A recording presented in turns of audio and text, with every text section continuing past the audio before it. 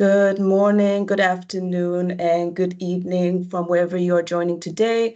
Welcome to our webinar on boosting innovation for African MSMEs through the use of ICT. My name is Mohuna Handongo, and I'm from the Office of the Special Advisor.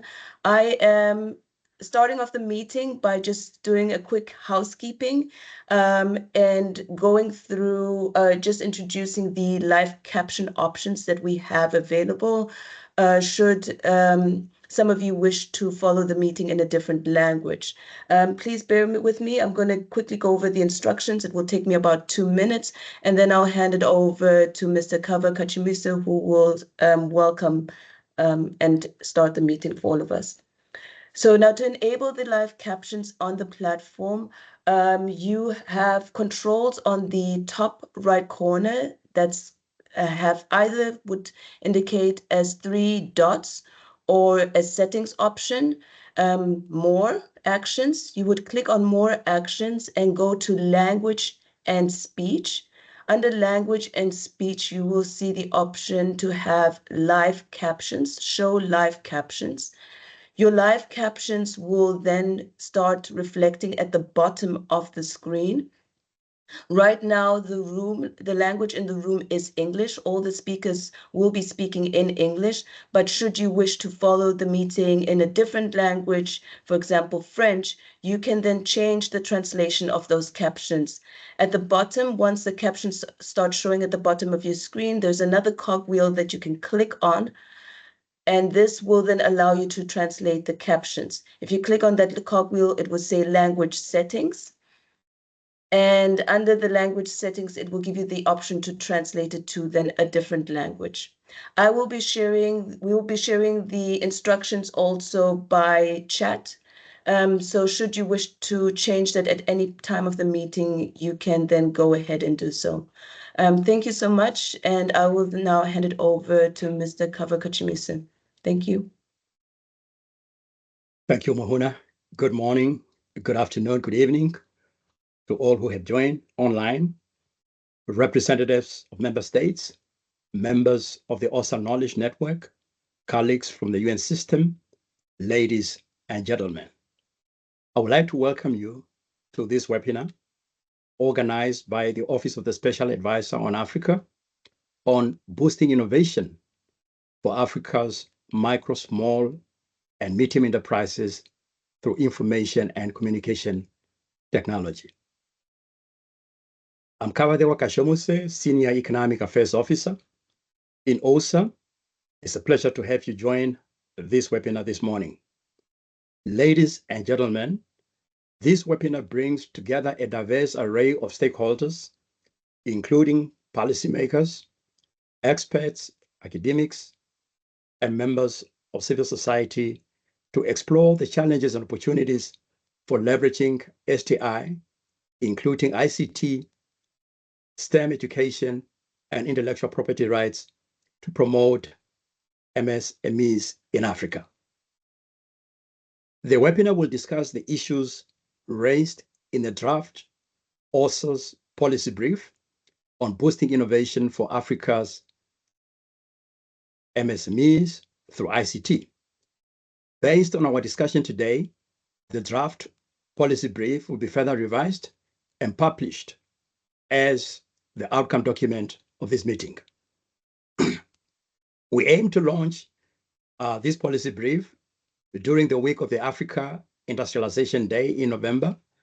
These policy briefs aim to galvanize governments, development partners, and private sector actors to prioritize investment in ICT-enabled SMEs, to unlock further economic growth and sustainable development across the continent. Ladies and gentlemen, African governments have recognized the crucial importance of MSMEs in Africa's development, including their contribution to GDP growth, job creation, and economic transformation. ICT is a key enabler for MSMEs, empowering them to enhance productivity, expand market reach, and innovate. ICT enables MSMEs to streamline operations, connect with global markets, and improve competitiveness. However, African SMEs face significant barriers in leveraging ICT due to inadequate infrastructure and high technology costs. According to the International Telecommunication Union, in 2023, fixed internet broadband subscriptions in Africa stood at only 3.1 per 100 inhabitants. With low internet penetration and limited access to digital tools, many MSMEs cannot fully integrate into the digital economy, limiting their growth potential.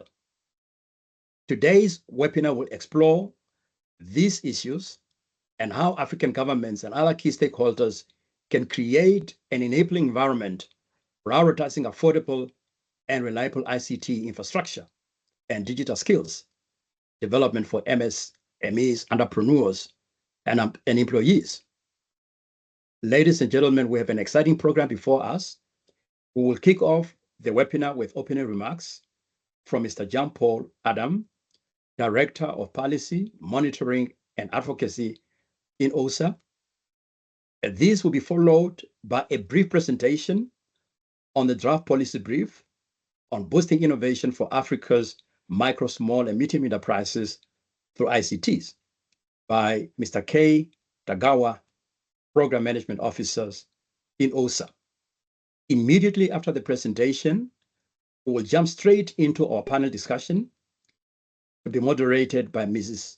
Winfred Ereyi, a member of the STEM Working Group, OSA Africa Knowledge Network. We have 6 distinguished panelists with broad and extensive expertise in development, science, technology, and innovation, as well as entrepreneurs running successful MSMEs in the agriculture, technology, and financial services sectors in Africa. The panel discussion will be followed by a question and answer session. We'll then hear the closing remarks from Ms. Rubitsai Adebayo, Program Management Officer in OSA. Ladies and gentlemen, to start our discussion, we have opening remarks from Mr. Jean-Paul Adam, Director, Policy Monitoring and Advocacy in OSA. I now invite JP to deliver his opening remarks. Mr. Director, you have 5 minutes. Thank you. Thank you very much, Kava. And good morning from New York to everyone. Good afternoon, good evening to everyone following this discussion. Excellencies, participants, and dear colleagues and partners. It's a pleasure to welcome you to this webinar.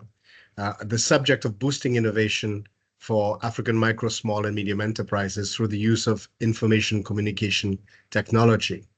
So this dialogue is building on the momentum of the United Nations MSME Day and the African Union 4th Annual MSMEs Forum, which were both held in June of this year.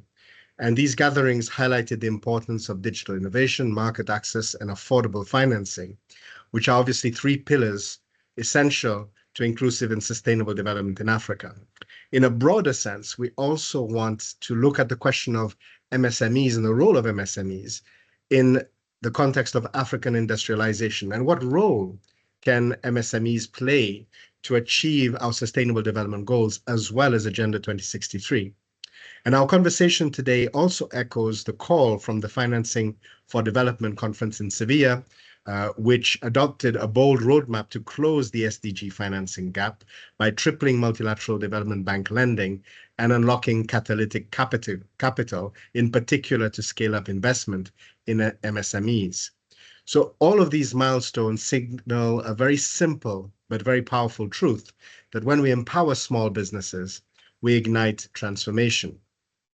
So obviously, why look at this subject? MSMEs form the backbone of African economies with over 44 million such enterprises across the continent, but they also represent over 95% of registered businesses and contribute 50% to GDP and account for around 80% of employment. This is worth around 600 million, by 2030, we will need 600 million jobs in Africa. And in this context, the role of MSMEs will be absolutely indispensable. But we've already heard a little bit about some of the challenges. Foremost, the access to capital. And only 18% of small-scale manufacturing firms have access to credit in Africa, compared to a global average of 31.2%. So despite these challenges, there are policy innovations and best practices emerging across the continent. Just a few examples: in Nigeria, the Nigeria Development Bank has channeled over $500 million to nearly 495,000 MSMEs, which contributes to around 1.2 million jobs. In this context, digital transformation is not an option, it is an imperative. And nearly 70% of MSMEs surveyed across 8 African countries have adopted ICT tools. However, these tools tend to be limited in roles such as business planning, inventory management, and digital payments. And the cost in Africa for ICT infrastructure and technology, particularly for MSMEs, remain high and often prohibitive. So to address these challenges, a number of countries have introduced innovations. An example in Kenya includes the Smart MSME Digitalization Program to improve device affordability, lower energy costs, and enhance access to digital technologies. And according to a MasterCard study, Kenyan MSMEs lead the digital payment revolution in Africa with a 91% adoption rate of digital payment platforms. This shows what is possible potentially across the continent. So, dear colleagues and partners, while MSMEs already account for 90% of businesses and generate more than half of jobs on the continent, many lack the ICT tools. There are limited STEM skills and access to capacity building, and also insufficient intellectual property protection, all of which constrain innovation and access to new technologies. And this limits their capacity to absorb the growing workforce, which is projected to top 2.5 billion by 2050. With stronger support and policy innovation in these areas, without stronger support and policy innovation in these areas, the continent risks missing out on the opportunity of the demographic dividend. So before I conclude, allow me to highlight a few key policy levers.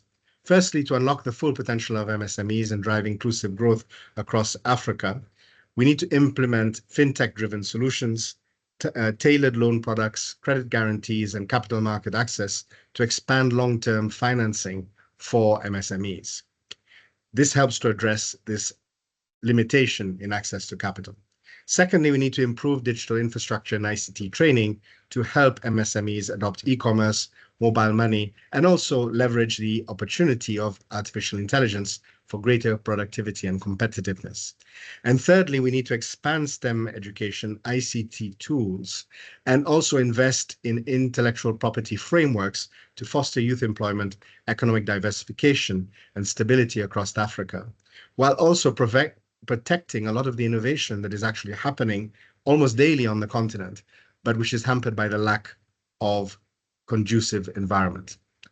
To conclude, dear colleagues and friends, the Office of the Special Advisor on Africa remains committed to supporting all African member states in aligning MSME development with the 2030 Agenda and Agenda 2063. And our draft policy brief on the same topic will be presented at this meeting and will be enriched by your contributions.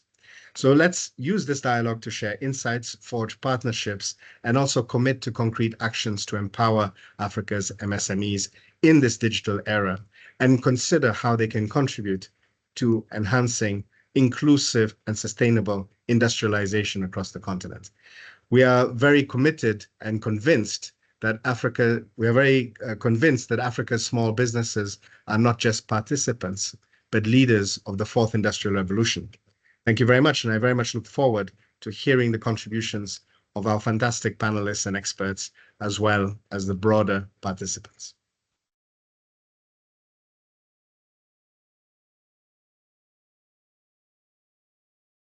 You're muted, Kava.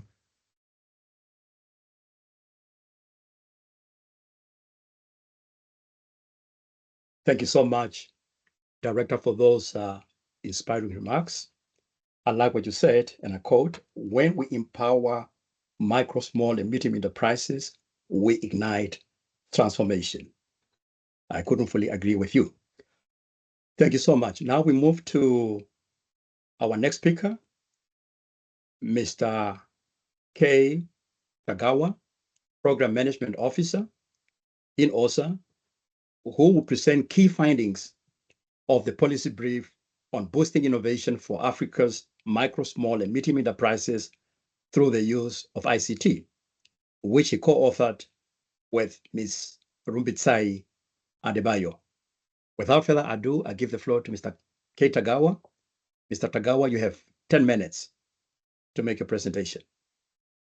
Thank you very much, Kava. Just wanted to make sure I share the screen. Could you see the screen? Yes. Okay. Okay. Yep. Yes, Good morning. Thank you. Good morning, good afternoon, everyone. My name is Kei Tagawa, Program Management Officer at UN OSA.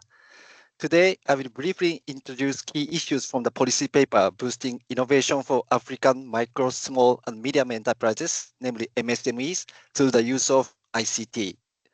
As highlighted by the director, African countries must leverage ICT to empower MSMEs, driving transformation, strengthening industry and agriculture, and creating jobs for youth. MSMEs introducing startups, women and youth entrepreneurs hold immense potential for growth and job creation. As you can see, we are covering the indicated topics today.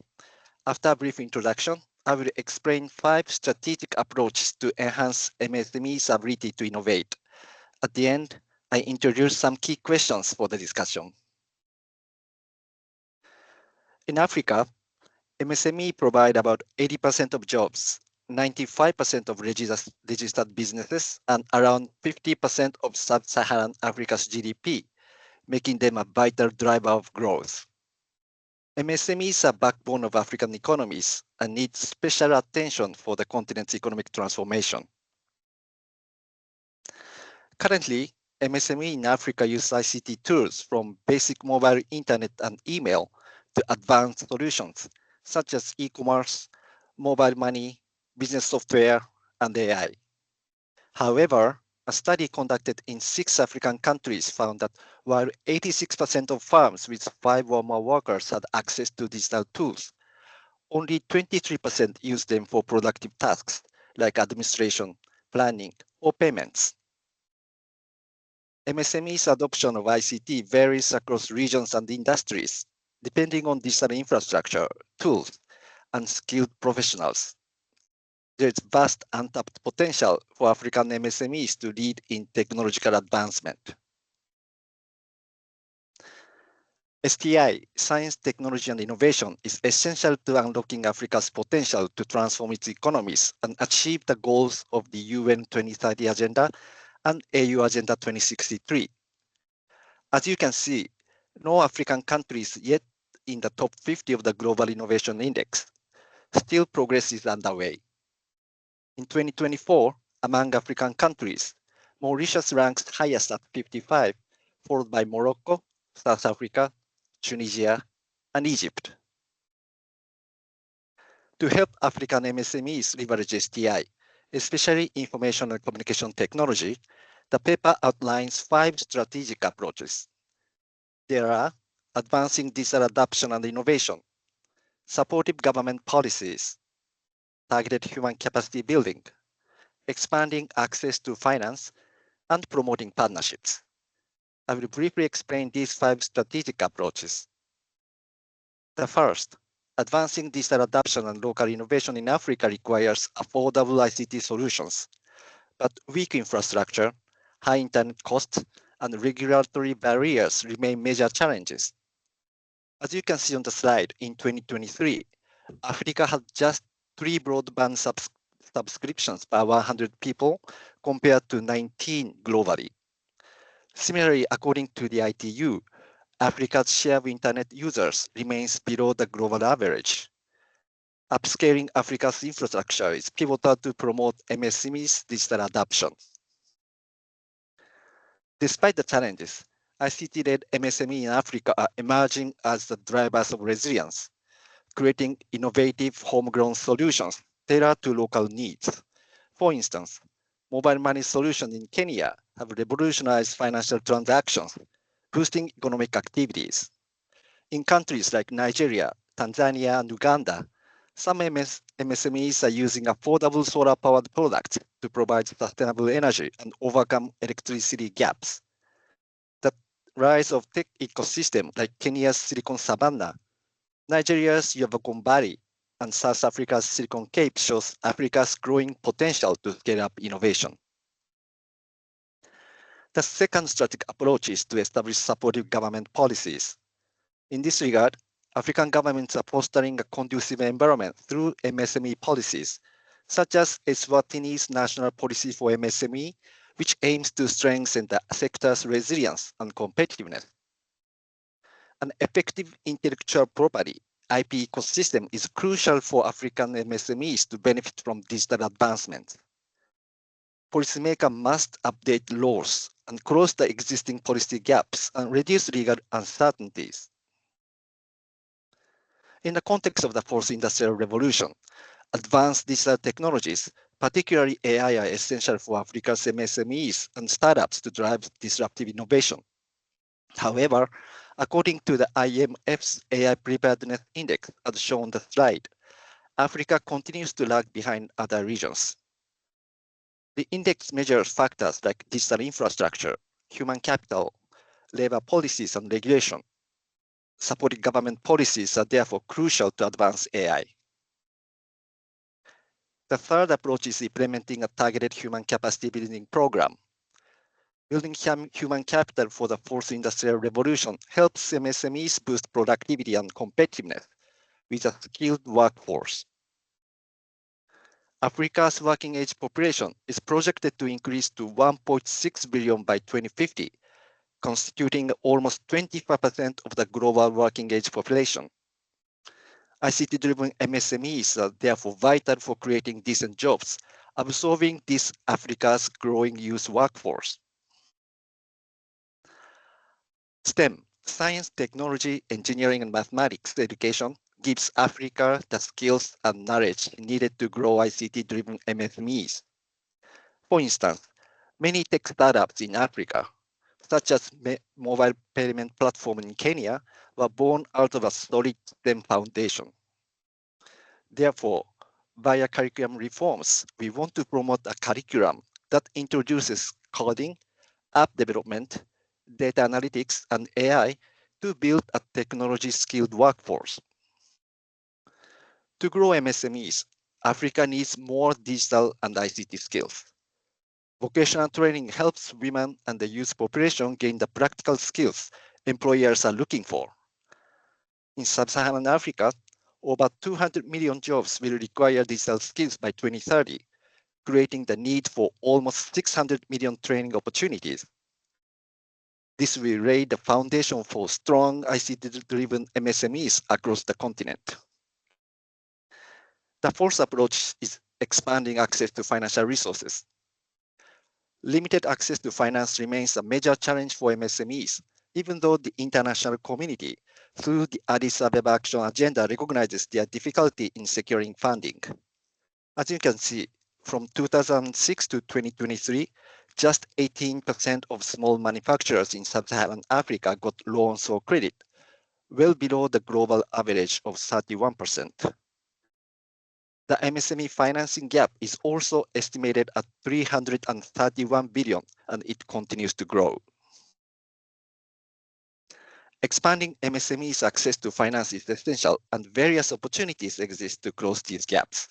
For instance, in 2024, South Africa introduced the MSME and cooperative funding policy, a framework to strengthen development finance for MSMEs and cooperatives. Remittances and diaspora funding could also greatly boost MSME financing, especially if transfer costs fall below 3% as targeted in the UN 2030 agenda. Across Africa, governments are tapping into diaspora financing.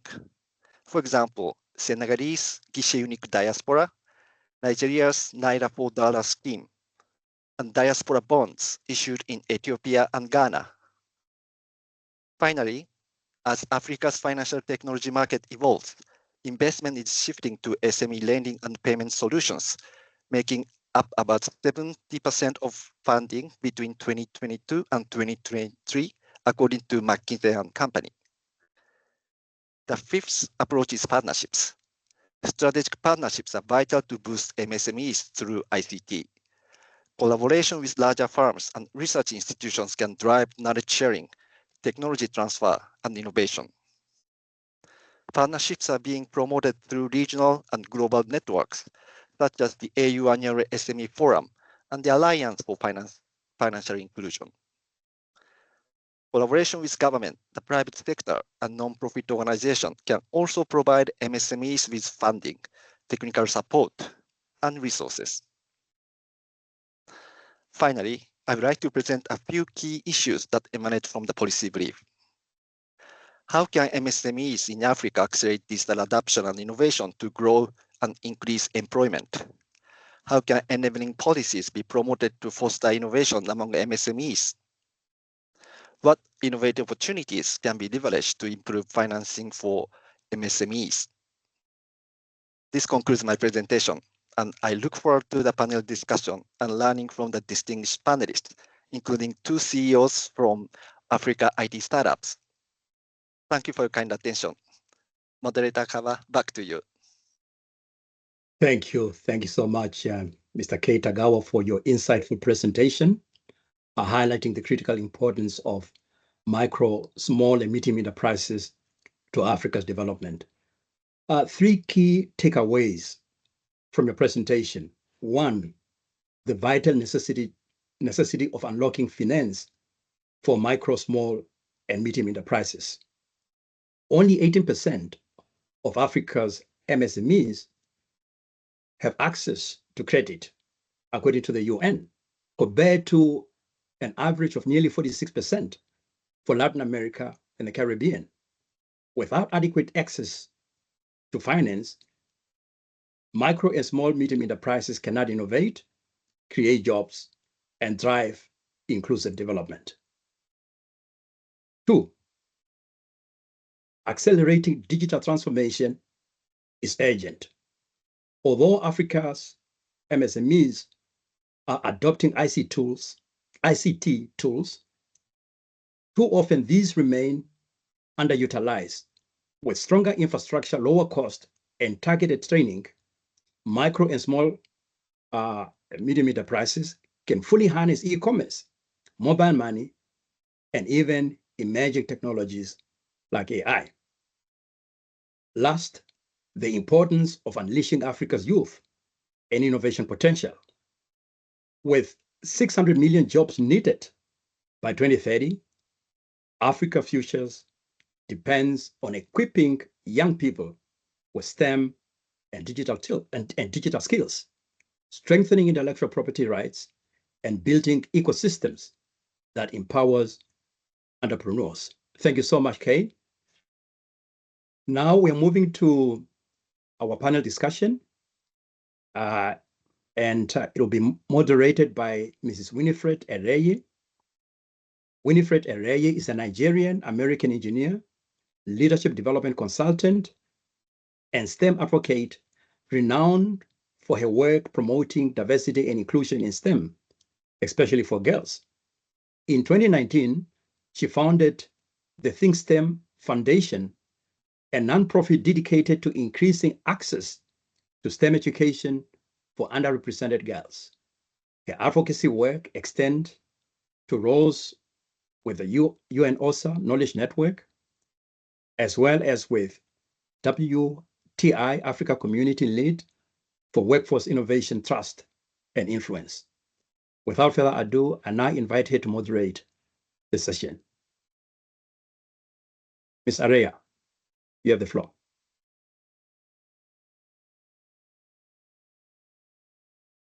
Thank you so much, Mr. Kajumwisi. We will now begin our panel discussion.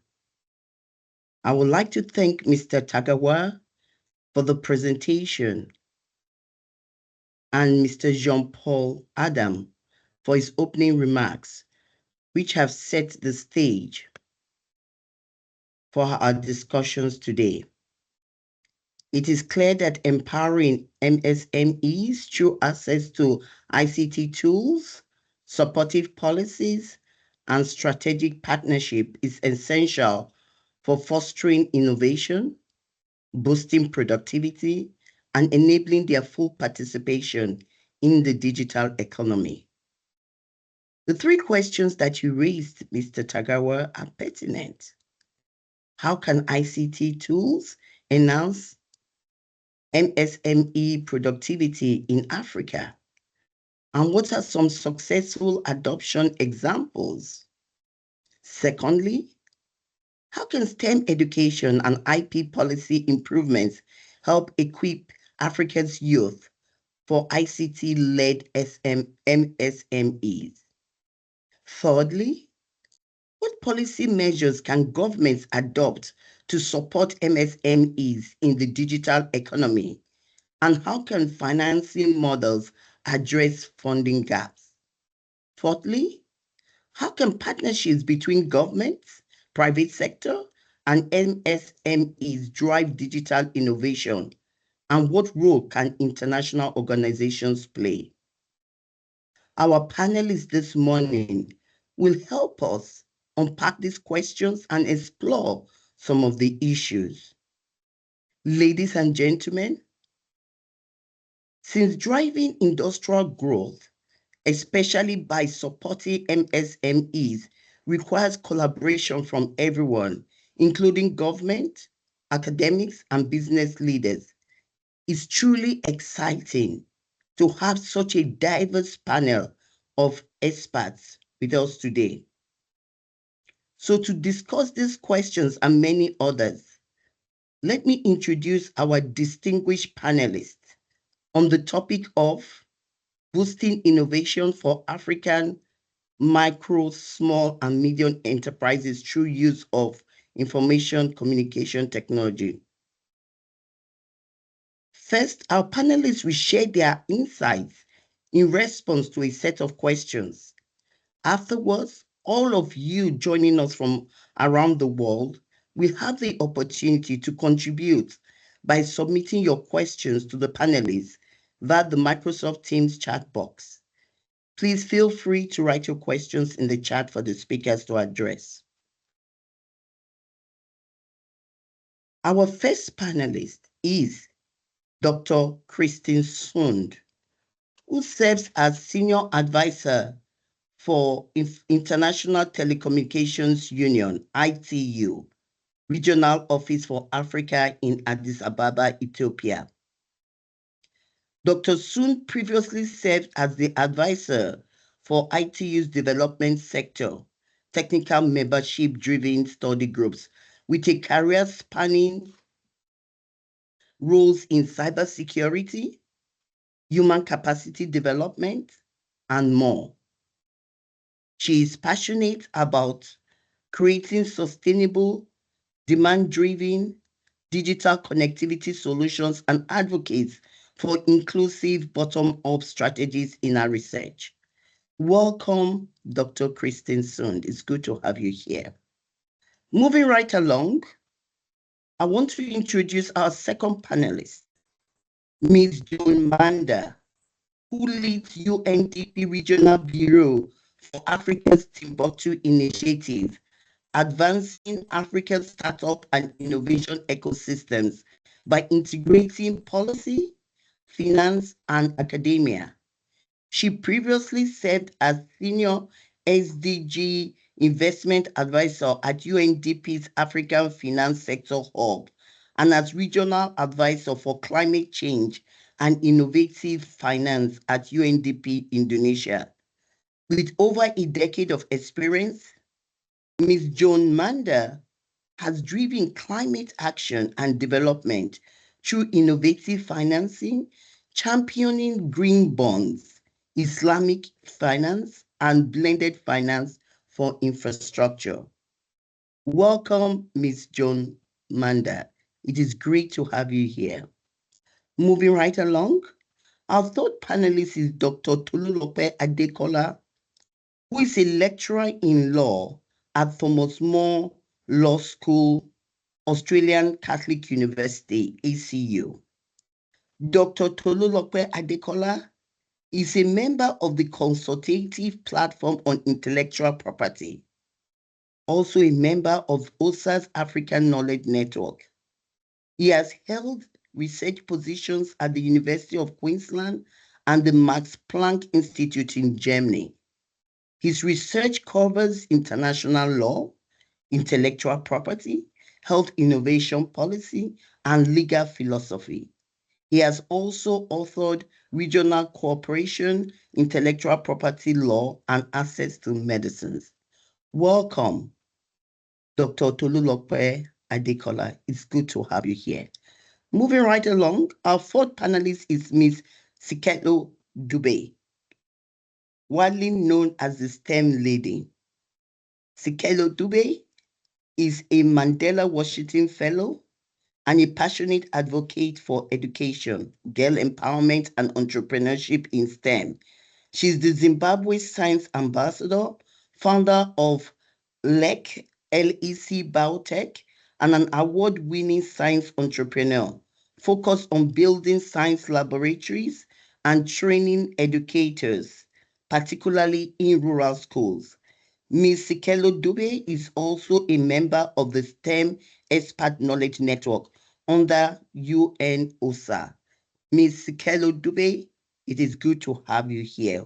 Welcome. Moving right along, our fifth panelist is Mr. George Mahina. He is the CEO and founder of Shamba Records, an ag tech platform revolutionizing smallholder agriculture in emerging markets. With 14 years of corporate technology experience, he's driving digital transformation in agriculture through AI-powered credit scoring, predictive analysis, and blockchain-based traceability. Shamba Records has already impacted over 50,000 farmers in Kenya and aims to scale across Africa. George has led key partnerships with organizations like Google, the World Bank, and CalRO, aligning innovation with food security, climate resilience, and rural empowerment. Welcome, Mr. George Mahina. It is good to have you here.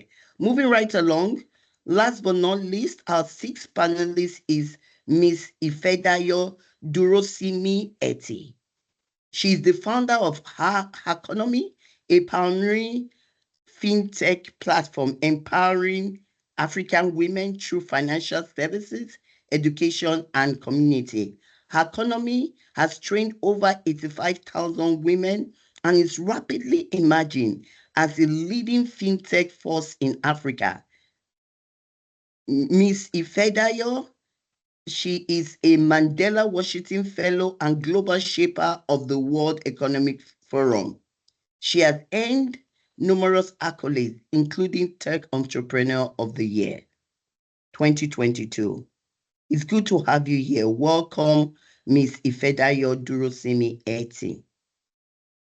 To all my panelists, once again, I want to thank you for joining us and for your patience and for your willingness to share in the body of knowledge today. I will ask each one of you 2 questions. You have about 7 minutes to respond. Then at the end, we will have questions from the audience. I will then ask you to provide your key takeaways.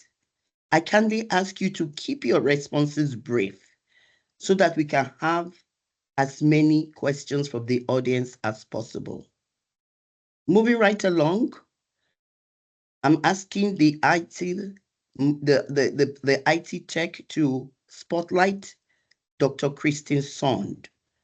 Ms. Christine Sond, Dr. Christine Sond, Senior Advisor, ITU Regional Office for Africa, International Telecoms Union. My question is, considering ITU's mandate on digital connectivity, what initiatives are being implemented to expand affordable and inclusive broadband access for MSMEs in underserved regions of Africa, particularly to support their integration into the digital economy under the AFTA agreement. Over to you, Dr. Christine Sond.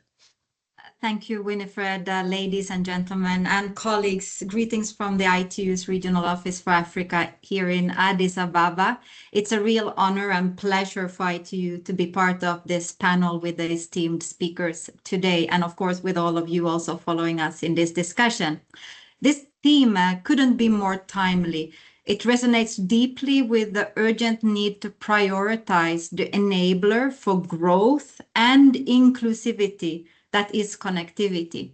Connectivity is required to be able to leverage technological advancement and the ICT tools that Director Jean-Paul just also mentioned. Connectivity is required to drive innovation across the African continent.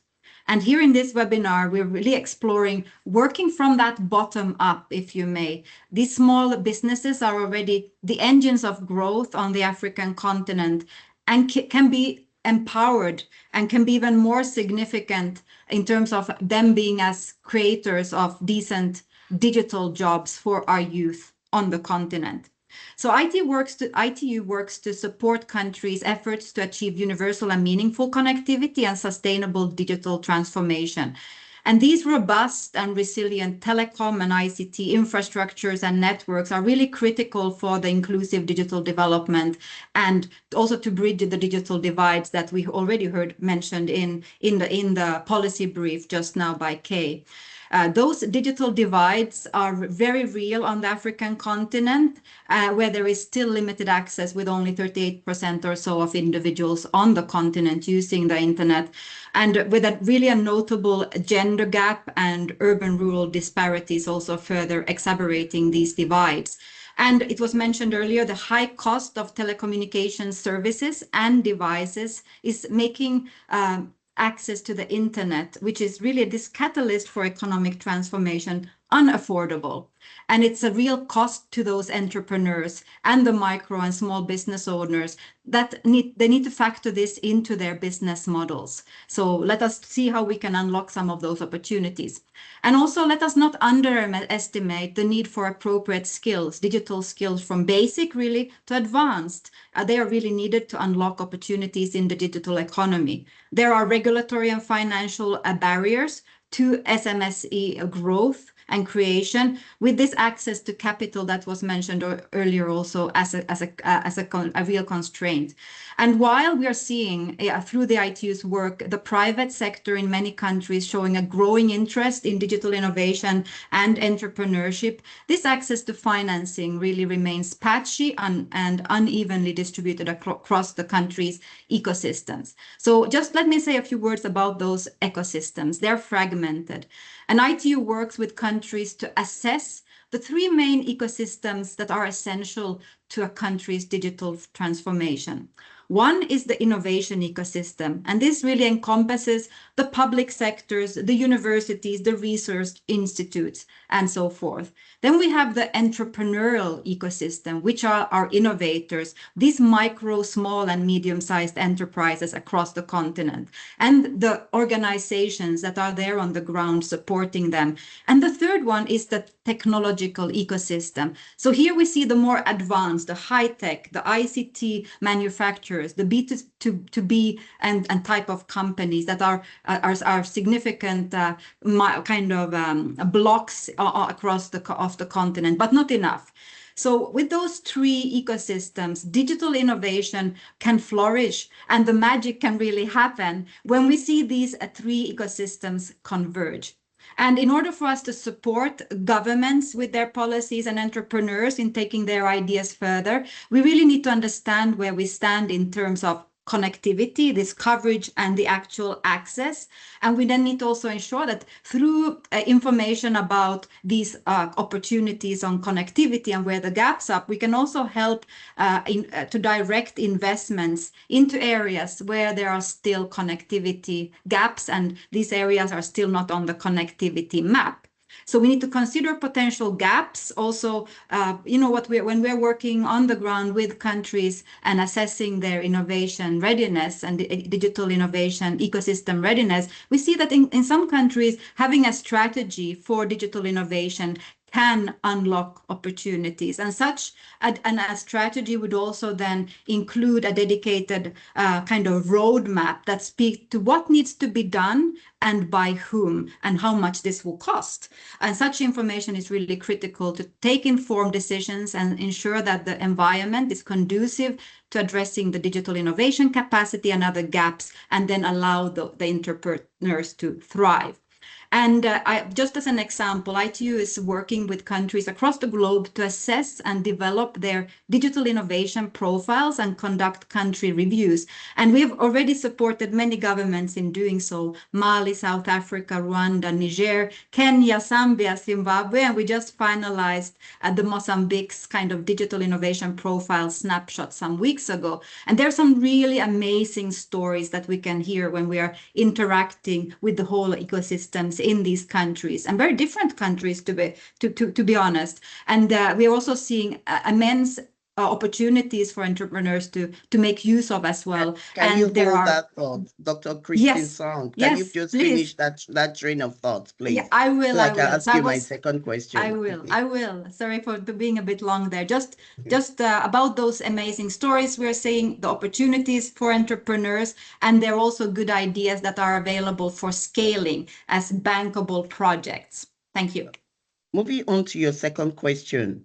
How is ITU supporting national tech hubs, incubation centers, and local government to ensure digital innovation ecosystems are tailored to the specific needs of women and youth-led MSMEs across Africa?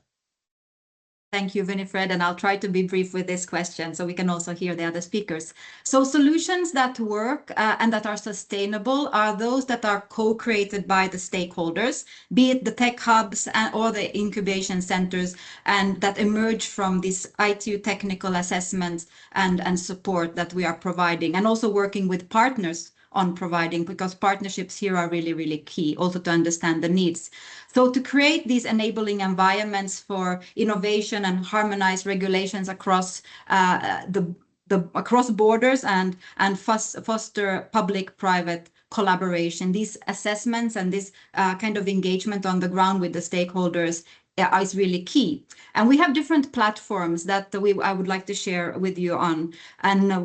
And one is the ITU Innovation and Entrepreneurship Alliance for Digital Development. And under that, there are 3 specific vehicles that entrepreneurs and governments can engage through. One is a very high-level innovation board. Then we have a more kind of on-the-ground facility, which is the network of ITU acceleration centers. And we have 6 in Africa established this past year, which is available there for entrepreneurs to kind of exchange with and exchange through.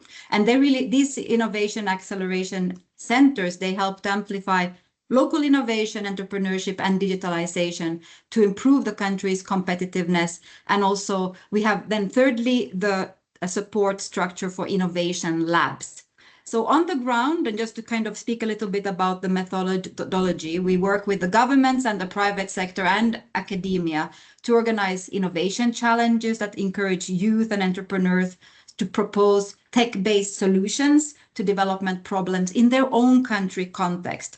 And it's really through those kind of partnerships we're able to conduct training of trainers, courses on digital entrepreneurship, regulatory innovation, business modeling, mentorship programs, and the like. And some of these initiatives are also able to get some seed funding. There are some amazing ideas, proposals, and prototypes there that are emerging that can be taken advantage of. So as I conclude, I would just to say a few words about standardization. As ITU is also a standardization organization, how can I not miss this opportunity to speak to the standards as enablers of innovation in the context of digital transformation and ICT-led development.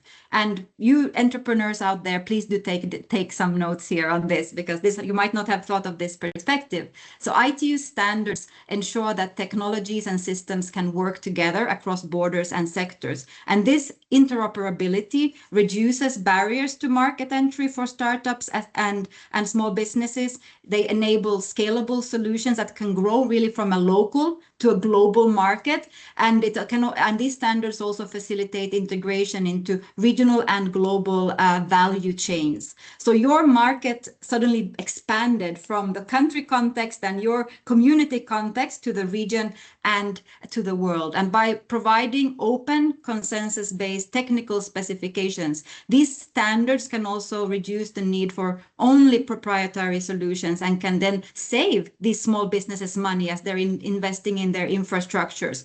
And these Dr. infrastructures are critical.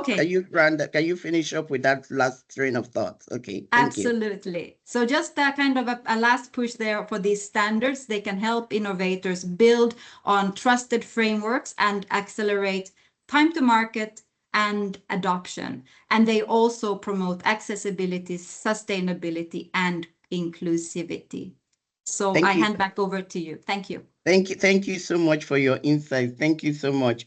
Moving right along, we are going to be speaking to Ms. Joan Manda, Global Lead UNDP RBA Timbuktu Initiative. I will appreciate it if you spotlight Ms. Joan Manda as our second panelist. So my question for you, Ms. Joan Manda, now I want to give you a cue. When you see my hand up, I want you to realize that I am telling you to round off your last thoughts, you know. So tell me, what is the Timbuktu Initiative and what are its objectives? Over to you. Thank you so much, Winifred, and again, delighted to be a part of this august panel. I'll stand on former protocols. I won't go into long introductions, and I'll get straight into your question because there's a lot to say about the Timbuktu Initiative, but I'll try and be brief. The Timbuktu Initiative is UNDP's Africa Regional Bureau flagship initiative. It is an end-to-end platform for startup, innovation, entrepreneurship, ecosystem building. Is designed to be a partnership platform, and it is aiming at raising over $1 billion US in investment capital, reaching over 10,000 startups with ecosystem business development support, training, young Africans, upskilling them for the new digital era, and also reaching over 100 million livelihoods. It has four main components. The first one is our unipods, which are actually about upskilling young entrepreneurs. And unipods are university innovation centers, or pods, as we call them, based in African universities that are designed to actually link academia to markets. The three key outputs of a unipod are skills and knowledge building. Secondly, ideation and prototyping, so working with young innovators to develop business ideas, and also R&D, which is linked to markets. Our second component is around the tech hubs. These are spaces where we do incubation and acceleration of businesses, small to medium enterprises, startups in particular, and where unipods produce skilled people, tech hubs produce businesses. And the important thing about our tech hubs is that, if you look at the flow of capital investment across Africa, you've heard some of the statistics already. I won't belabor them. 44 million SMEs, and very few of them, less than 18% getting access to capital. Not really included or visible in terms of digital and financial ecosystems. What we're saying is, if you look at the flow of capital, you'll see that 90% of it goes towards fintech. And that's because it's an easy area of growth, light in terms of capital expenditure. But actually, African markets really require investment into businesses, startups that are within other sectors. So we've got 10 tech hubs in agri-tech, health tech, mine tech, green tech, manufacturing, and so on. And it's really critical that we look at this in terms of the development of the African market as a whole. And so our objective is to start to develop that. We have a policy component, which is really critical in engaging, I see your hand there, in engaging with the policy framework, such as the Africa Continental Free Trade Area, and really starting to bring policy into implementation. And then the final component of Timbuktu is really looking at how we can actually engage with investors and funds. We have the Timbuktu Innovation, Africa Innovation Foundation, which actually hosts a lot of our blended finance infrastructure, which brings together our hubs and our entrepreneurs and founders with investors for real matchmaking, real time. I'll pause there and wait for the second question. Thank you so much. Thank you so much. So how does the Timbuktu initiative support innovation and digital transformation among youth and women-led MSMEs, particularly in underserved regions? Over to you. Okay, so within our unipods, we now have unipods in 26 countries across Africa, reaching out into communities that are, underserved. Our unipods sit within universities, but they are actually designed to do lots of outreach into communities. We have virtual unipods that go into communities and do basic training on digital, on AI. We've got partnerships with key corporates and stakeholders across the ICT arena, with your telecommunication firms, with your firms are big on AI that are actually starting to work with us within our unipod structures. We also make sure that a lot of our incubation and acceleration programs target young women as founders. There's very few female founders, and we really want to make sure that as we're developing a lot of the businesses, you've already heard some of the data again around the extent to which very few African businesses have access to tech. And what we're saying is that we really need to start embedding technology into all of our African businesses. And so we've got a strong push through our Timbuktu Disrupt initiative to really build up computing capabilities, digital capabilities and skills, bringing tech into the center of business design, and also making sure that we've got clear access to, new African markets. The whole point of building a business is that you can be able to expand into the African markets, and leveraging the ACFTA and the various protocols on investment, digital trade, intellectual property, accessing e-commerce, mobile money, and looking at AI, making sure that that's embedded into our programming. So a lot of what we do is actually baking in a lot of the ICT that's required for growing businesses and actually growing tech-enabled businesses. Because there is a strong focus on startups, we're looking at businesses that can grow and that can be scaled speedily. We're looking at businesses that are looking at solutions for the future and building entrepreneurs and enterprises that are designed to grow and develop jobs for our vast youth dividend that we need to leverage. In terms of our funding and financing, we have very clear financial structures that are looking at bringing together public and private sector capital, where the public sector finance is actually catalytic and designed to actually leverage private capital in ways that de-risk it, so that you have a much deeper reach into the markets, and actually encouraging investors to put money where they wouldn't normally go, but where you actually are likely to have really good returns. So we're really pushing the envelope in terms of amplifying markets, market access, market penetration, driving revenue growth, and looking at it through, as I said at the beginning there, a strong market partnership lens between the public and the private. Thank you so much for sharing your insights. Thank you so much. Moving right along, we'll be speaking to Dr. Tolulope Adekola, the IP expert, who is also a member of OSA African Knowledge Network on IP. I would appreciate it if you can spotlight him. My question for you, Dr. Tolulope Adekola, is, Could you briefly explain what intellectual property is and why it is especially important for African MSMEs in the era of fourth industrial revolution? Again, for housekeeping purposes, you have 4 minutes for this, maybe 3.5, 4 minutes. Pay attention to my fingers so that you know when to round up that thought. Okay, over to you. All right.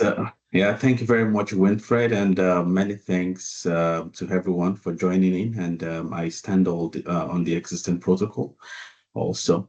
So thank you for that question. So at its core, intellectual property is about protecting ideas. Just as you can own land or a building, you can also own an invention. You can own a piece of software. You can have a brand name, a trademark, a design, or even a song. So intellectual property is the legal framework that says this belongs to you and you have the right to control how it is used. So why is this so important now for African MSMEs? Now, because, in the fourth industrial revolution, the most valuable assets aren't machines or factories. The most valuable assets are intangible things, protected by intellectual property rights, like, code, data, designs, and even creative contents. So think of Jumia, which is the Pan-African e-commerce giant. So Jumia's value lies not in, warehouses, but in the platform, in the data, and even, the trademark that makes it the Amazon of Africa. This is also true of Flutterwave in Africa. The value of Flutterwave stems from the intellectual property of its payment platform. That's its payment technology, which of course rapidly turned into a billion-dollar fintech unicorn. So this story repeats across the continent. A fashion designer in Dakar, a music producer in Lagos, and a great tech app developer in Kigali. So their edges actually lies in their ideas. And without intellectual property protection, those ideas can be copied, scaled, and monetized elsewhere, leaving the creators behind. So that is why African MSMEs, for them, intellectual property is not just a luxury, it's a shield and also a springboard, kind of, and because it helps them to protect innovation and attract investment and also ensure that African solutions create African prosperity. So intellectual property is sort of a very technical field of law, but I've just tried to break it down in a way that we can all understand that it's about protecting abstract ideas, which is very relevant in this age of, in this era, fourth industrial revolution. Yeah. Thank you so much for that. Thank you. Yeah. Thank you so much for that. Yeah. Thank you so much for that. That was excellent. Thank you so much for keeping to time. I really appreciate that. In the context of the fourth industrial revolution, what key gaps and opportunities exist within current IP policies that could be strategically addressed to empower ICT-driven MSEs in Africa? Before you answer that question, back to housekeeping, I would appreciate it as you listen. I'm speaking to the audience now. I would appreciate it if you can put your questions on the chat so that people who have spoken, the panelists, can actually answer some of your questions just to keep to time. So just a reminder about the housekeeping. So over to you, Dr. Tolulope Adekola.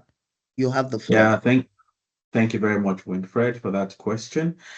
So there are some real gaps that we really need to address in Africa. And first is that many of our intellectual property laws were designed before the digital era.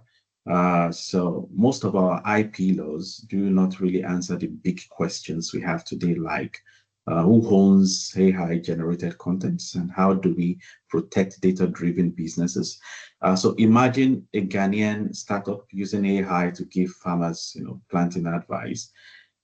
There's really no clear rule on who owns the AI or the AI's inputs in that regard, because our laws are sort of outdated.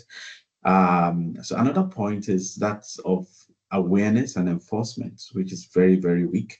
So in hubs like Nairobi's Silicon Savannah or the Lagos Yabakon Valley, called the Computer Village, many entrepreneurs don't even know how to patent software or register their copyrights. And that leaves them really open to copycats with deeper pockets. And that's a big issue, actually, awareness and enforcement. Another major issue is costs. Costs are a huge barrier. So if you want to file a patent, it's pretty expensive. Even to file for your trademarks, it's also quite expensive. And that is a very big issue, particularly for small enterprise in Africa. And now another point, which is also very important across the continent, is that protection stops at the border. If you develop an app in Kenya, for instance, you won't be automatically protected in Nigeria or Tanzania. This, of course, slows down cross-border growth that the AFCFTA is supposed to enable.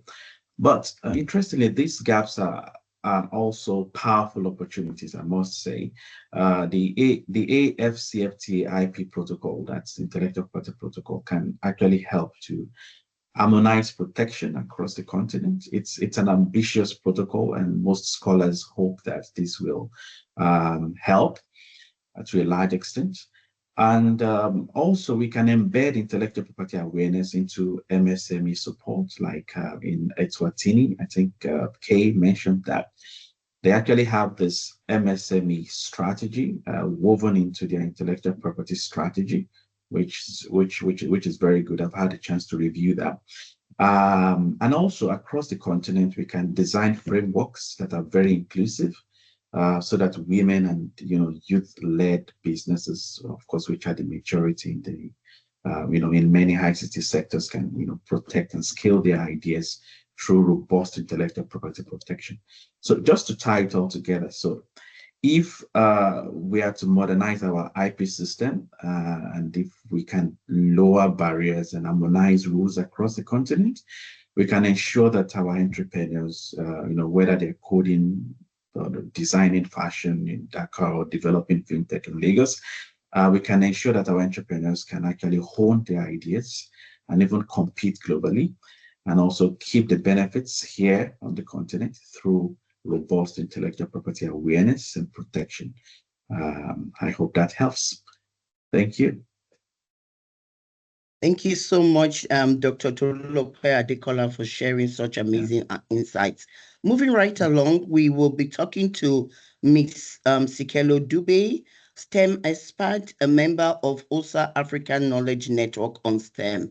Ms. Sikelo Dube, my question for you is, following the AU's 4th annual MSMEs forum focusing on digital transformation, how can STEM education across Africa be improved to equip youth and women-led MSMEs with the skills needed to succeed in a digital after integrated economy? Over to you. You have the floor. Again, you have just 4 minutes for this. You are muted, Ms. Sikelo Dube. Can the tech person unmute Ms. Sikelo Dube? And I'm so happy to be part of this panel today. For starters, I want us to be clear that we need to know the key areas for the Africa Continental Free Trade area before we even talk about aligning the STEM curriculum to it. What are its priorities, and how can the STEM curriculum meet these priorities? Every day, day in, day out, we are teaching the students on how to practically apply their STEM, the technology, the engineering that they are learning, and saying, let's make use of this in everyday life. But can you picture a scenario where we are also teaching them what the Africa Continental Free Trade Area is about and how innovation in this space can leverage Africa and take us to the next level. So STEM education is very important, and let us catch these children young and teach them the priorities of the Africa Continental Trade Area, come up with competitions on innovations that will help to make this a reality so that we fully benefit from this. So also looking at the STEM curriculum, the infrastructure, it has already been touched on, just to add, the infrastructure versus our agenda, the two are not linking.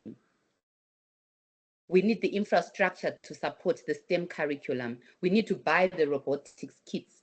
We need to get the applications that will enable AI. And let's be happy about AI. I'm seeing in most African institutions, AI is like copying. AI is like the next forbidden thing, you know, but we can't keep up if we do so. So the STEM curriculum should really embrace AI, should really embrace the idea of digitalization so that we can make use of the African Continental Free Trade Area. In a nutshell, I think I want to end it there in terms of our education and aligning it to the Africa Continental Free Trade Area. Let's know the priorities. Let's have the infrastructure that supports this and catch them young so that they grow knowing and acknowledging the need for such initiatives. Thank you so much, Ms. Sikelo Dube, for sharing such insights.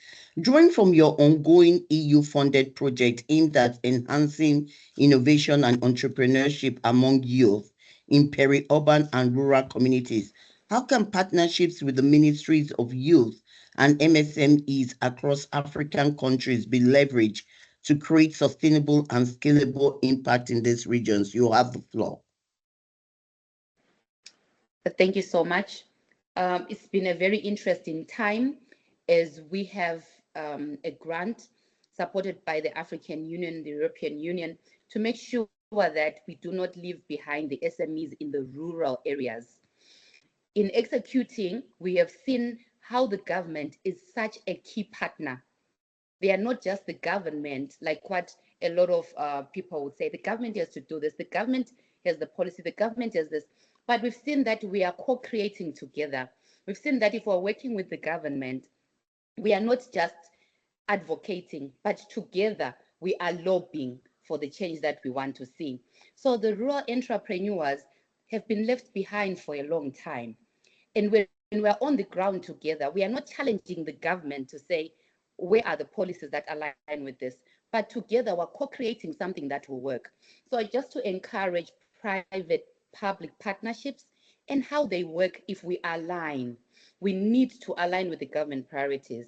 We need to make sure that we are co-creating and working together, not pointing fingers at each other, not going to a rural area settlement and creating literally your own rules and regulations, because ideally so the government governs every area. So in working together, it has made it so easy. We're getting to spaces and the rural population respects the government and what they say, and we're getting there and we are co-creating together. We're lobbying and advocating together. So the rural population, especially the youth entrepreneurs, have been left behind, in particular in areas of digital entrepreneurship. One of the speakers mentioned the need for telling the stories. I think it was Christine. And we are seeing that if we're leveraging the digital technologies and ICT to tell the stories of what's happening in the different rural setting by the youth there and the SMEs there, they get so much of a market. It becomes easy for them to sell their products. So we notice that it's not that in the rural areas there is no entrepreneurship, but the tomatoes that they're growing there end up rotting because their market is limited. There's no access to digital markets. And also we noted that, actually one of the participants noted that the government buys raw material, the government buys food stuff. Why not the government buy from the rural population SMEs? So can you picture a scenario where in a particular village, it is known that the youth entrepreneur who's producing maize is the one who's supplying the government for maize there. So before we even go far and point fingers at all industries not taking products from the young people and the youth, why not our governments have clear key performance indicators that support procurement of the youth products. So that was a key finding, and it was really interesting. And in summary, from our work with the rural youth, the small to medium entrepreneurs, we're really seeing that there is need for digital markets. It Thank goes you back so to some of much. the points Thank that you so much. Thank you so much, Sikelo, Yes. because of time purposes. Thank you so much for sharing your thoughts. You can use the chat to share more of your lasting thoughts, and that goes to all the panelists. Thank you so much for that. Okay. Thank you. Moving right along, we're going to have Mr. George Mahina, the founder and CEO of Shamba Records. Mr. George Mahina, I'm going to ask you a question, and if your second question is possible that we may, because of time constraints, we may not be able to get to it. But I'm going to appreciate it if you share the response to your question on the chat. Drawing from your successful experience leading Shamba Records, an agri-tech startup that uses blockchain and AI to support small-scale farmers, what are the critical policy and infrastructure gaps that must be addressed to accelerate AI adoption in Africa's agricultural sector? Pay attention to my fingers, please. Thank you. Over to you. Yeah, thank you so much, Winfred. And I'll just say hi to everybody and all protocols observed. Due to the limited time, I'll just jump straight to the question. Again, thank you for that important question. And for us as Shamba Records, we've been able to see it both firsthand on the immense promise, as well as critical constraints of scaling ICT adoption among smallholder farmers. Right now, we have been able to successfully onboard 50,000 smallholder farmers on our platform. And on our platform, we're able to offer very essential services to them. We're able to offer a credit scoring solution that's able now to score these farmers based on the data that we collect from them, the bio data, the production data, the economic data. And then from that, we're able now to link these farmers to credits and loans. Besides that, we're able to offer extension services or stroke crop calendar that's able to guide these farmers when to be able to plant, as well as when to be able to irrigate and when to be able now, what type of farm inputs that they can be able to use. Lastly, we are able to help these farmers with a traceability tool that's able to trace the farm product from the farm level to aggregation to the export market. By doing that, we're able to help the farmers meet compliance standards, especially for the global markets. And by just offering those simple tools, we've been able to impact the lives of farmers and help them increase their incomes and yields by 30%. So you can imagine if there was an enabling environment, we can be able to impact millions and millions of farmers in Africa, and that can be able to change the whole situation in Africa. But for that to happen, there are a number of gaps that are there, especially in the infrastructure as well as in policy gaps. For us, I think we have about 5, but I'll try maybe to just do an overview. And one of the things that we're seeing is that the major gap is the last mile digital infrastructure. And in some countries such as Kenya, South Africa, Nigeria, we have a very high mobile penetration rate. But when it comes to rural connection in terms of internet, we have less than 50%. And if there is no rural connection in terms of internet, as well as there is no power, that means the most people who need these solutions, such as Shamba Records, cannot be able to access it and cannot be able to change or even transform their lives. So I'll request, or maybe one of the things that we can be able from this policy document, if there can be a targeted investment in last mile connection. This last mile connection can be now both on the internet as well as can also be on the power, because that can really help improve the living standards as well as can be able to create many jobs. The second gap that we have seen is the data governance as well as interoperability. I think this has been mentioned by one of the speakers.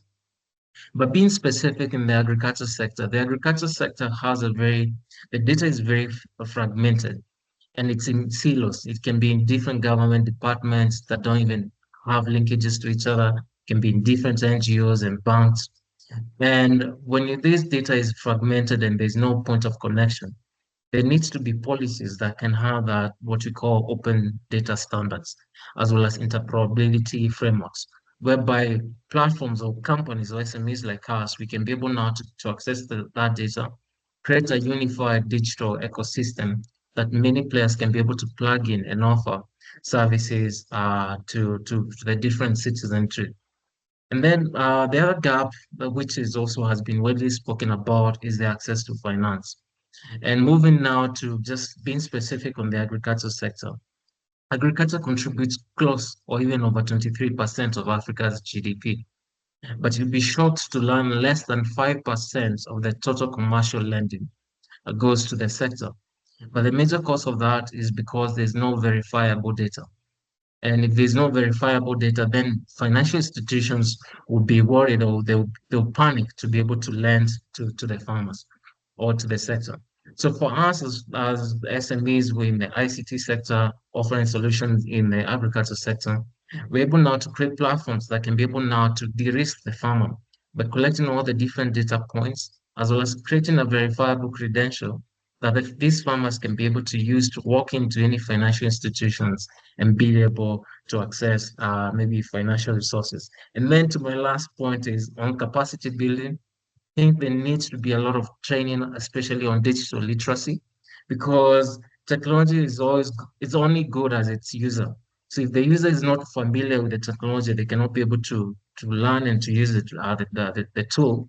Then there needs to be a lot of digital literacy training so that they can be able to understand and interpret what the solution offers. I think if these gaps can be addressed, I think we can have a very Thank you. Thank you so much, yeah. Mr. George Maina. In actual fact, Mhm. your response actually covered the second question. So thank you so much. I will move right along to Ms. Ifedayo Durosimi Eti, the founder and CEO of Her Economy.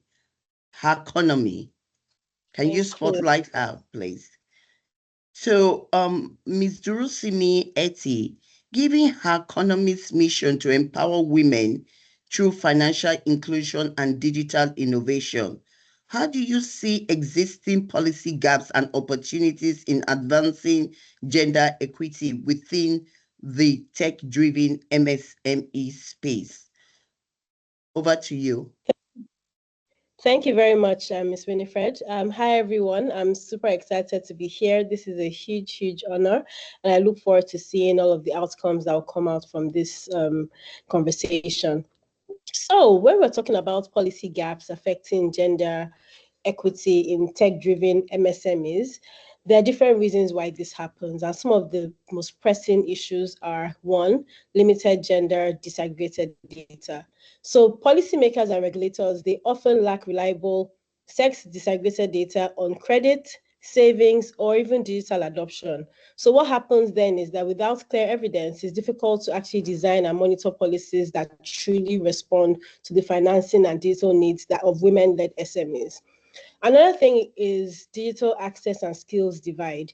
When you check research across Nigeria, across the world, or research based in Africa, you see a lot of information like mobile phone penetration is almost like 90 something percent. You're excited and you're thinking, okay, everybody has access to the internet. But in actual fact, in reality, is that only 35% of women actually have Android and iOS phones. So what happens is we're in Nigeria still less likely don't have access to mobile phones in comparison to men. So what happens then is current national digital inclusion strategies are not sufficiently gender responsive, and they fail to address barriers like cost, cultural norms, and safety concerns online. Another issue that we find is financing constraints and collateral requirements. So many financial regulation remains anchored in traditional collateral-based lending, which disproportionately excludes women. So policy frameworks around alternative credit scoring and fintech-driven lending models are underdeveloped, leaving gaps for women-led SMEs with good credit history.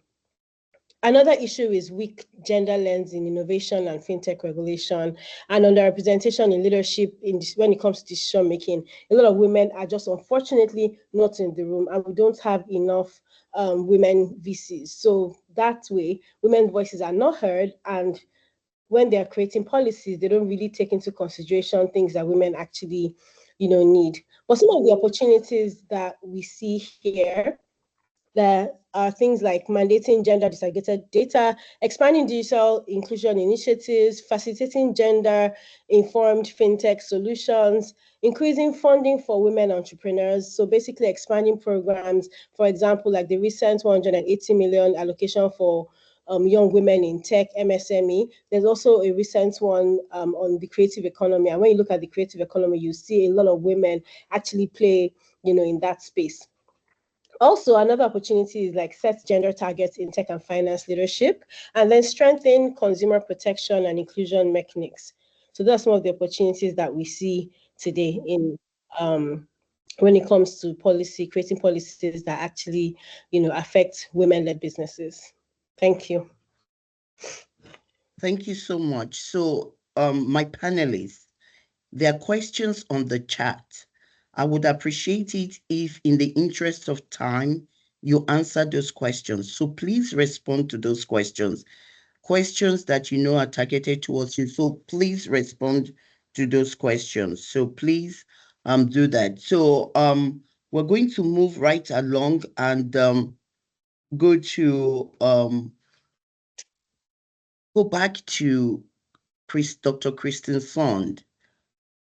I want just 1 minute of a key take, to close your session, just a key takeaway that you would like to leave with the audience. Again, you have Dr. Kristen Sond, you have just 1 minute.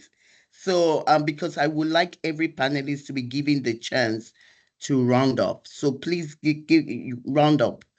So what is the key takeaway? What do you want to leave with the audience? Thank you. I really want to leave with a call for us to work together to scale initiatives that work, share knowledge, and really to harness this power of connectivity and technology to unlock the full potential of the small and micro and medium-sized enterprises, and really encourage entrepreneurs to integrate standards into their work to promote accessibility, sustainability, and inclusivity, which will then allow all of us and empower people, I would say, in general, and to ensure that innovation benefits all segments of society. Thank you. Thank you so much, Dr. Kristen Sond. Now over to Ms. Joan Manda. Can you summarize what is the key takeaway you would like to leave? Thank you very much, Winifred. I think from my perspective, I'd like to emphasize again the issue of partnerships. I think one of the core principles within Timbuktu is this public-private partnership. We cannot still operate in this space without making sure that we've got platforms that allow us to bring both the public sector and the private sector together to work towards increasing the level of penetration of these ICT infrastructures across Africa. When we talk about basic infrastructure around energy, access, etc., that's a public-private discussion that really needs to take off across the entire continent. And so I think that's a critical piece that we really must work together. We have an incredible opportunity under the Africa Continental Free Trade Area to bring those agreements into alignment and into real operation if we bring both of those players to the table and figure out how to develop large-scale Pan-African programs that will actually deliver access to energy and access to ICT infrastructure. Thank you. So thank you so much. Moving right along, Dr. Tolulope Adekola, before you answer, before you summarize and leave your key takeaway, I would like to tell the audience that we are running behind. We just ask you to give us 5 to 7 minutes so that we can finish the panel discussion and move on to other aspects of the program. So just 5 to 7 minutes and we'll bring this to a close. Over to you, Dr. Tolulope Adekola. What's your key takeaway? All right, thank you very much, Winfred. I mean, just to make it brief. So, my key takeaway would be that MSMEs should be very conscious of intellectual property, because intellectual property is the new oil for the fourth. It's a pretty technical aspect of law and corporate governance, but you can always seek help when you need to understand how IP can be leveraged for your business, for your vision at a micro level. And and there are several legal regimes for intellectual property: patents, trademarks, designs, utility models, copyrights, and all. So my advice is just to get the intellectual property component of your business right. And then lastly, intellectual property is territorial. Hopefully, we are very much optimistic that the AFCFTA Intellectual Property Protocol will help to harmonize IP governance across the continent, and fingers crossed on that. Thank you. Thank you so much for your insights and your final takeaway. Over to Ms. Sikelo Dube. What is the key takeaway from your from just your responses to the questions? What do you want to leave with the audience? Over to you. You're muted. Thank you. I guess I just want to say thank you. I just want to say, let's not underestimate the power of technology. In STEM, when we get to the T's technology, and that technology is ICT, let's use it to tell our stories, to market our products, and we all benefit from the Africa Free Continental Free Trade Zone. Thank you. Thank you so much. Thank you so much. Moving right along, we will go to Mr. Mahina. Yeah, thank you so much, Winfred. So with a 60% population being under 25 in Africa, I think ICT is the major key that's going to drive in terms of youth employment as well as inclusive growth. And companies such as us, Chamber Records, where the engine towards now this financial inclusion as well as economic empowerment. So a very heavy investment in ICT would be able to open up Africa for the growth. Yeah. Thank you so much. Thank you so much. Moving right along to Ms. Ifedayo Durosimi Eti, what is the key takeaway you would like to leave with the audience? Thank you very much. I'd like to tell everyone that it's important that as a startup, you continue to share your story. Storytelling is very, very important, especially when you're thinking about financing and innovation and things like that. And that also, without intentional gender-responsive policies and tailored financing for women, women-led MSMEs and SMEs will remain underfinanced and underserved. Closing these gaps is not just about inclusion, it's about unlocking Nigeria's full potential. So let's continue to work together. Bring everybody together, public, private sector. We can all work together to ensure that we're all benefiting and really solving a true problem. Thank you. Thank you very much, panelists, for the key takeaways, which are very insightful and well summarized.